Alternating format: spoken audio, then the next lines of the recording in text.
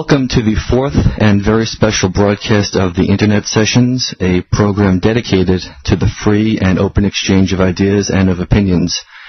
Today is Friday, September 25th, 2009, 12 o'clock in the afternoon, and we are honored and privileged to have as a guest from his office, MIT educator, Professor Noam Chomsky.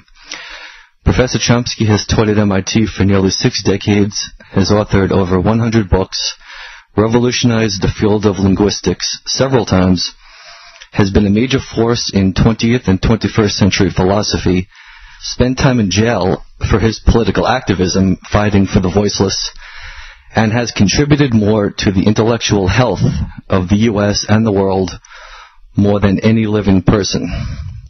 Even the New York Times, which normally speaks in muted tones, called Professor Chomsky arguably the most important intellectual alive. I hope those words sink in as you listen to this important broadcast from your home, car, at work, or when you're jogging. Let's begin. Professor, let me start with this. Last month you met with Venezuelan President Hugo Chavez in a meeting that was broadcast on state TV. During this conference you said, and I quote, "The transformations that Venezuela is making toward the creation of another socio-economic model could have a global impact if these projects are successfully carried out. If they are carried out, which looks likely, what impact will this have on the U.S. and the world?" Well, we were actually, just to correct a minor point, the discussion wasn't broadcast. It was just a two-minute interchange at the beginning. Yeah. Well, what I had in mind, and we talked about a little, is the various efforts to institute systems of self-government. They're partly in barrios, in neighborhoods. So a neighborhood will have a system of self-government, kind of like an old New England, town meeting type thing, but different because it's adapted to quite different circumstances. And another aspect would be worker self-management in enterprises, so not directed, owned, managed by the people who work in them. And these would integrate in some fashion, and that could lead to what has been to self-governing social and political systems generally. Now, there are various models of this in the past, some of which have been explored, some written about. Something that's called guild communism, libertarian socialism, anarcho-syndicalism, other names, but basically all fundamentally based on the same conception that people who participate in some form of social organization, whether it be a town or a factory or whatever, should run it themselves and should associate with one another freely without coercion and control from above. The workers controlling, getting a piece of ownership in the factory that they work for, rather than the owners taking everything and giving the workers nothing. It would be collectively owned by the workforce, and not just owned, but managed by them. See, there are, in fact, rather large enterprises in the world that are worker-owned, but not worker-managed. The biggest one is, and the most successful one is in Spain. It's the Mondragon system, which is a huge complex. It grew out of a church group originally, but it's a huge complex, including factories, banks, communities, all owned by the participants, but managed by managers. That is, they select managers who run it. All right, that's halfway. It's worker ownership, but not worker control, worker management. And the same would be true in communities. So, for example, if a community gets together and selects a manager, then it's community owned. There's no technical ownership, but it's community. The system is the community itself, but it has a director who tells them what to do. A more direct form of democracy would be to have the decisions made by the community. Now, that doesn't mean that everybody's involved in everything, like you can delegate responsibility for particular things, but it ought to be under a continuous recall and community supervision. So if you don't like it, you tell the person to do something else or pick someone else. Now, that's the way I think a sensible community should work. Like take, say, a faculty, which I happen to be in. That's basically the way it works. Everything is faculty run, but you delegate responsibility. So this person is going to pay attention to admissions, and this person will do something else. And if you don't like what they do, you say, okay, do it a different way or somebody else. Now, there is an effort to institute this on a fairly broad scale in Venezuela. Now, a deficiency of it, which everyone recognizes, is that a lot of the initiative is coming from above, not from mass popular movements, but rather from organization, from Chavez ultimately, and from the government. Now, that's whether that can work without turning into a centrally controlled system is an open question. In other words, can these efforts generate enough popular initiative so that that's and so that that's what takes over, and the state essentially disappears. We don't know. I mean, these are experimental programs.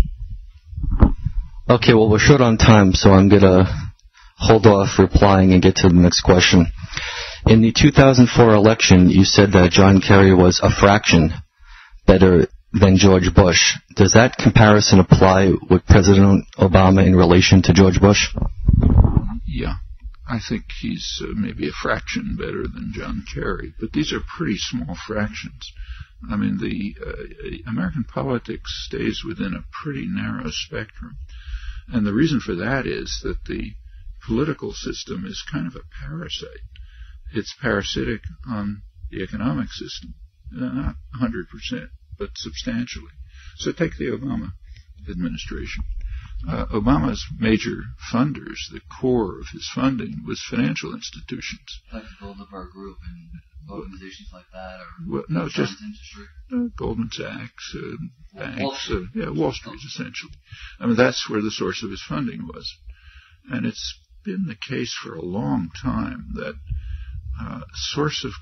that the coalition of investors who basically pick a candidate and win the election for him, they're usually the ones who determine the policies. In fact, there's a very good political scientist, Thomas Ferguson, who has what he calls the investment theory of politics, and he's shown fairly convincingly that you can predict policies of an administration fairly well, not 100%, but fairly well, by just looking at the coalition of investors that got together essentially to buy the state. That's what it amounts to. It's pretty logical, and it works pretty well. So try it for Obama. The financial institutions in Wall Street essentially is what was the core of the funding, and they're making out like bandits. I mean, the huge bailout for the banks. The big banks are better off than they were before the crisis that they created. In fact, you can read that in the business presses. They have profits. Huge record profits, and furthermore, they've got a kind of a guarantee that they can create the next crisis. Heads up when tails you lose. Right, and they've got a guarantee. It's called too big to fail. That's a government insurance policy which tells the executives you can take any risks you like and make as much profit as you can. And if it tanks, we'll pay for it. Well, we know what that's going to lead to. It's going to lead to the next crisis. So they're doing fine. Well, that's pretty self-explanatory. I'm going to shift gears a little bit and get to something that is personal to me in a tangential way. In the early part of the 20th century, the Armenian people suffered a Holocaust, and which practically made them extinct, and it was barely reported. Could you explain why? Why it happened? No, why it was barely reported? It's barely reported because it was of no advantage to the powerful to report it. There are all kind of disasters that go on that don't get reported because it's of no interest to the powerful that they're happening, either because they're perpetrating them, so therefore they want it suppressed, or because there's no political gain to be made. If you look at the kinds of monstrous tragedies that go on in the world, and there are many of them, the ones that receive attention overwhelmingly are ones that somehow serve the advantage of powerful sectors. I mean, take just yesterday, okay? Yesterday I happened to see on BBC that in Somalia there's a huge, in all of East Africa, but this happened to be in Somalia, there's a huge famine, and food is not getting in. And now, is that a crisis? Yeah, it's a crisis. Why isn't it reported? Because we're largely responsible for it, we and our allies. I mean, why is Somalia a disaster? Why do they have piracy, for example? Well, you take a look back just a few years. I won't have time to go through it, but you see that U.S. actions were very significant in helping to bring about the present crisis, and Europe as well. So, for example, one of the reasons for the piracy is that the fishing grounds, the rich fishing grounds off Somalia, are being destroyed by overfishing, not by Somali fishermen, but by big factory boats and so on, that many of which come from Europe, some from other places, and also because Europe is using those waters as a toxic waste dump. So they're destroying the fishing waters. They're overfishing and destroying it to get rid of their waste. Okay, so you end up with piracy and starvation, and we scream about the piracy but not pay attention to the reasons, and we overlook the starvation. Now, this is, it's a microcosm. This goes on all over the world. And the Armenian massacre was the same. Who gains by talking about it?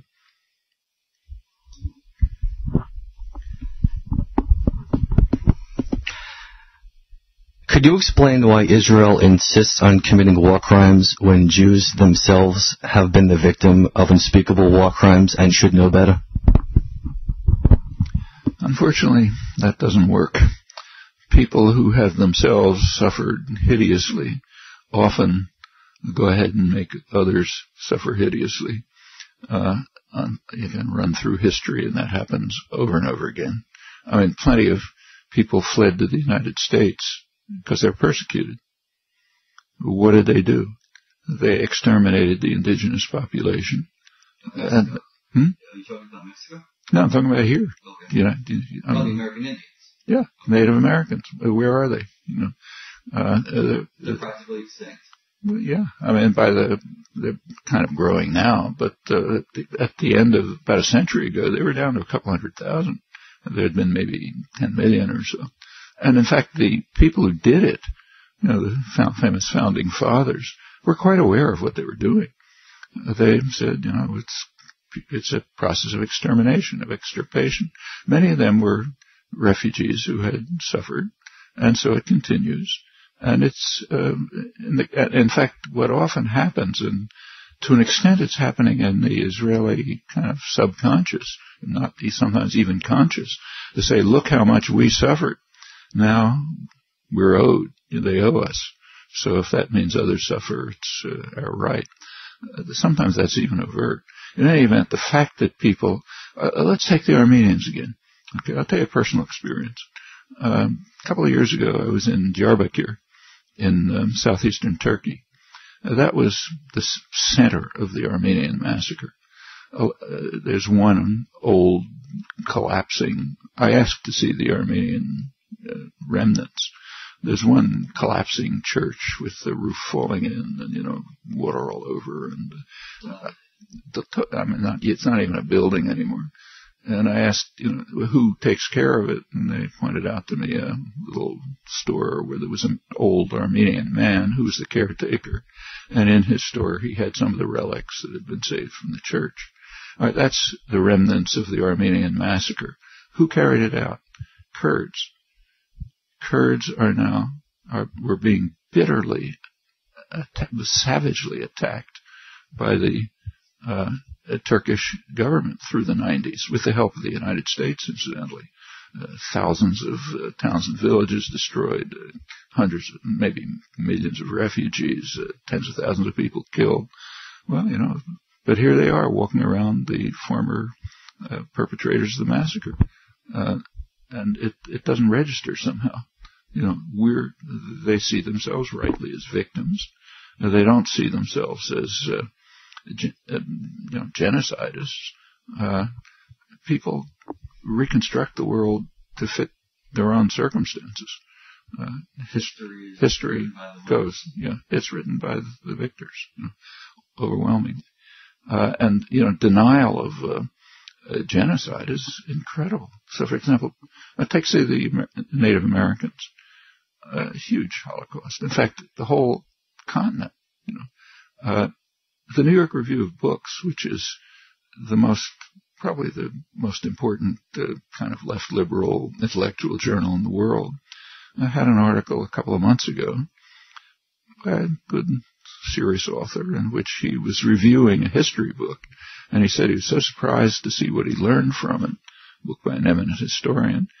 He learned that when Columbus and the European explorers arrived in the Western Hemisphere, they found an empty continent, practically. They said there were maybe 1 million people from the steaming tropics of the South to the Arctic, hunter-gatherers wandering around. Well, it's off by tens of millions, and there were advanced civilizations comparable to the Europeans, except in means of destruction, superior in many ways. But in our memory, it was empty. There was nobody there. I mean, that's genocide denial at a level that's hard to imagine. But it passes without comment. In fact, the current issue of the New York Review has a little correction about, I think it's called clarification, maybe on page 50, saying, well, it wasn't exactly 1 million, it was really more. So, but that's what it matters. And of course, it's not just it's not like our not mentioning the Armenians. This is our history. We're the beneficiaries of that extermination process. But it's gone. Well, I bring this up because I had an Armenian friend about 10 years ago who told me that his people suffered the first Holocaust of the century, and I felt embarrassed that I never heard of it. That's right. That's why I'm bringing this up, because if I, as a well-read young man, never heard of a Holocaust happening, who has? Okay, but just take the example that I just gave. That's a huge slaughter, call it whatever you want, and it's our history. It's not something that happened in southeastern Turkey. It's our history. We're the beneficiaries of it. And it's so poorly known that the leading left liberal intellectual journal can casually deny it. And nobody notices. It's more important that nobody notices. You noticed. Yeah, well, I noticed, but, maybe a handful of readers noticed. But it's, the readers are all very well read. They're super intellectual elite. But it just doesn't matter,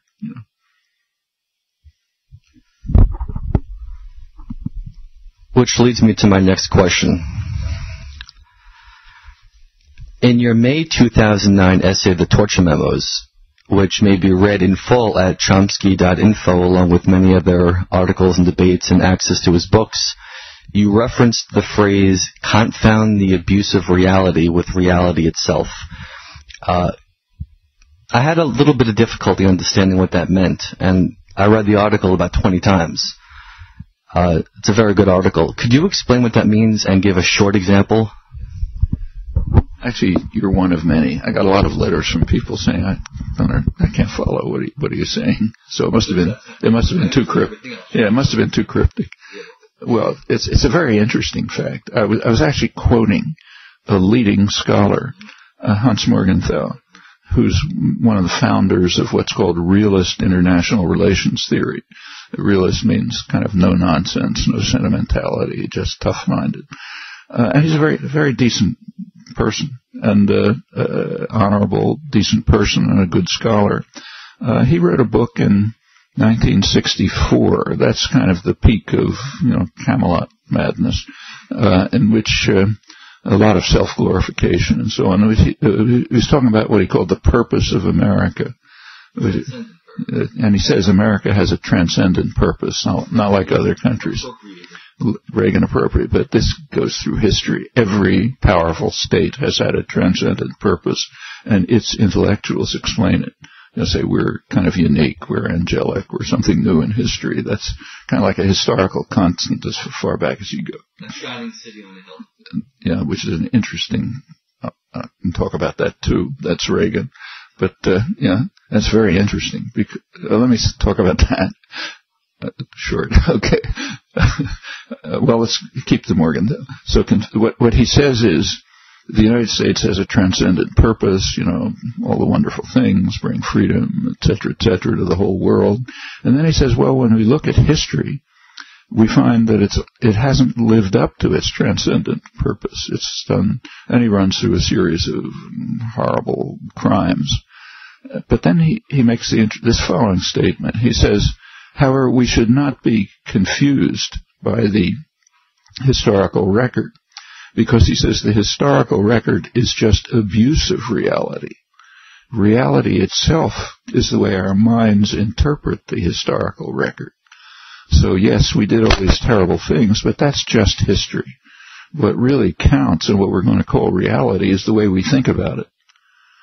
And we should not confound reality with the abuse of reality. The abuse of reality is what happened. Reality is what we think about it.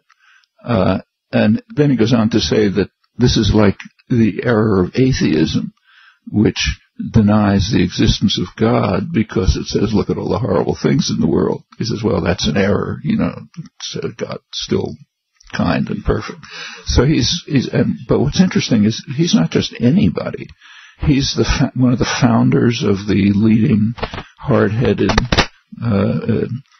international relations theory, and everybody reads this and nobody laughs. It's kind of like the thing I mentioned in the New York Review. People read it and they don't laugh. And I guess I was too cryptic in describing it. I just say one word about the city on the hill, because that's pardon? 22. Oh, okay. The city on the hill was a famous statement. The United States is a city on the hill. We're more magnificent than anyone else. It's Reagan and Bush, everybody. This goes back to the early colonists. John Winthrop gave a sermon in 1630 in which he described the United States as, it wasn't the United States, the new settlements as a city on the hill, where the children of Israel returning to the promised land. It's originally taken from the Bible, yeah. So we're the city on the hill, and therefore what happens is kind of the abuse of reality, not reality. That, just 1 year before that, the Massachusetts Bay Colony, where he was, got its charter from the King of England, and it established a Great Seal. And that Great Seal should be on the walls of every classroom. What it shows is an Indian with a scroll coming out of his mouth saying, come over and help us. We really need your help. So the English colonists were just beneficial humanitarians coming over to help the poor Indians who were pleading with them to come. I mean, it happened that they exterminated them, but that's just more of the abuse of history. This is just a model for the way power works and the way ideology works. So we remain the shining city on the hill despite the facts about what happened and the way it was portrayed.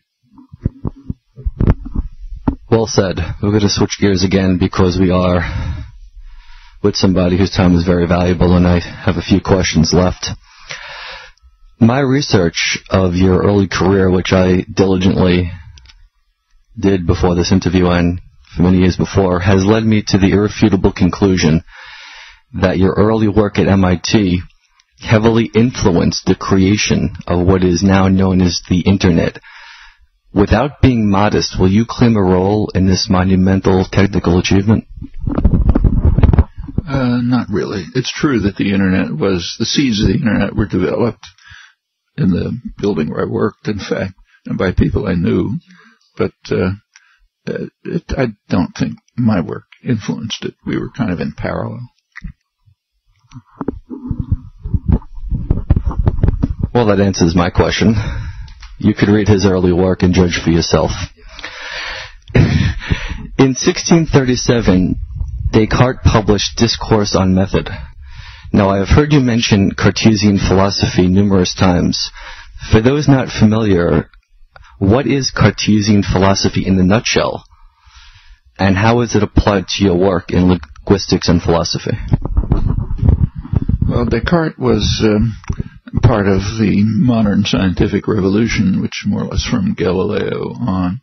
And it was based on a very important conception. It was based on the conception that the world is essentially a machine. Everything, the planetary motions, the tides, all a very complex machine. Now that happened to be a period where people were fascinated by automata. Skilled artisans were building complex machines. Something that digested food like a duck, or that flew, or fancy complicated clocks and fountains that were doing all sorts of amazing things. And it was sort of natural to think, well, that's just what the world is, it's a complicated machine. And then we can understand it, because we can understand how a machine works. Gears and levers, things pushing each other, sort of intelligible. So the hope of modern science, it's called the mechanical philosophy, it's called, was to show that everything is a complex machine. Well, Descartes pursued this and developed it. That's basically the core of his scientific work. It's called philosophy, but science in those days was called philosophy. He ran into a problem, though. He observed that some things just don't seem to have a mechanical explanation. And the one that particularly struck him was the use of language. So he said, if you think about the normal use of language, every child, every person, what we actually do is we're constantly constructing new expressions, which we've never heard before, maybe have never been produced before, but we understand them, and the people we talk to understand them. So we've got some capacity to produce new expressions, which express our thoughts, and which are intelligible to others, though they've never heard anything like them. And we do this not in reaction to external stimuli. Like, it's not that, somebody gives us a pill and we say this sentence, and it's not on the basis of internal state. So there's no, it's not because my heart's beating rapidly that I'm saying this. So we're somehow producing them independently of external stimuli and internal state. We're doing it creatively, expresses thoughts, other people understand it. The expressions we produce are appropriate to situations, but they're not caused by the situations, which is a crucial distinction. Now, all those observations, as far as we know, are absolutely correct. But he pointed out this can't be done by a mechanical system, by gears and levers. So therefore, there must be some other property that we have, which he called mind. Do you call it universal? Well, we can't really explain what he was talking about. We can now understand the mechanisms that enter into it, but that's different from talking about how it's used. He was discussing how it's used. We can make a lot of progress in finding the mechanisms involved. That's universal grammar, but not how we do it. In fact, free choice in general is completely not understood. Now, this is called Cartesian dualism, body-mind dualism. It didn't last long. Newton believed in it completely, but he disproved it. Newton showed that say, the motions of heavenly bodies depend on what's called action at a distance. So we can get the moon, I can move the moon by raising my hand, because that changes the way minutely changes the way gravitational effects take place. That sounds a bit like chaos theory. No, it's just plain Newtonian mechanics. It's what you learn in high school. Well, people don't even notice it when they learn it, because you just kind of memorize it. But what it's actually based on is the fact that things can act on each other without contact. So the sun attracts the earth, but there's no rod from the sun to the earth that says, I'm pulling you around, All right, now action at a distance, Newton thought was a total absurdity, because it's not mechanical. It's nothing that an artisan can create. Therefore, if that's the way the world works, it's unintelligible to us. And he's spent the whole of his life trying to show that it was wrong, and physicists did for centuries. Finally, now we accept it. That meant that body-mind dualism collapsed, because there's no body. There's no mechanical body. So Cartesian dualism disappeared, or should have disappeared, if people think it through. On the other hand, his observations about mind and language remain appropriate and remain a big problem. It's a problem that kind of guides research. Like, we can try to figure out what are the mechanisms involved in this creative capacity. But, the hard nut at the core of it remains still a mystery. Thank you for that explanation. Apparently we have 13 and a half minutes left, and I guess I'll get to one question, which feel free to say no comment, because I have a feeling you might not want to answer, but I've tried to phrase it in a way that would not make you uncomfortable and would give you the opportunity to answer. I've spent quite a while investigating this topic. 90% of the internet are websites that are sexual in nature, and 30% are illegal sites which sell and promote highly illegal content that involve minors. My research and sources have shown and proven that major news organizations, and I'm not going to name them, but major news organizations get paid by these sites to turn a blind eye, thus enabling them to continue to profit from this hideous material. Now, what are your thoughts on what I've said, keeping in mind that you have no proof of what I claim? Not only no proof, but I don't know anything about it. It's to the extent that it's true, it's a very unfortunate comment on not only the society, which evidently supports it by usage, but on the economic institutions that play a role in this. And the second part wouldn't surprise me, because that's true of other things that we know about. So, for example, just to give an example, I just happened to be in Mexico last week, and while I was there, I read some articles by leading economists, some of them working for the United Nations, on Mexican narco-trafficking, which is a huge part of the economy. And what they pointed out is that there is a so-called war on drugs going on. The president has a war on drugs. They were arguing the war on drugs is beside the point, because he's very carefully excluding the economic institutions, the banks and other respectable institutions. They're up to their necks in this. They're not being targeted. And he says if you look at they analyzed it and discovered that the institutions that are the respectable financial and other institutions involved in narco-trafficking also make up about 80% of the Mexican economy. So it's not like some fringe small bank somewhere. Well, they're not looking at it. The United States is not looking at it. The United States is ignoring the fact that there are huge areas of Mexico that have been taken, some of them right on the U.S. border, which have been taken over by narco-traffickers and being used to grow, whatever poppy or whatever it is they use for narco-trafficking. But Mexico doesn't get decertified, even though they've got to know it. And the corporations are up to their necks in it, and the banks are up to their necks in it, and the government is too, and so on. Well, that's what you're describing. I mean, that's the way the system works.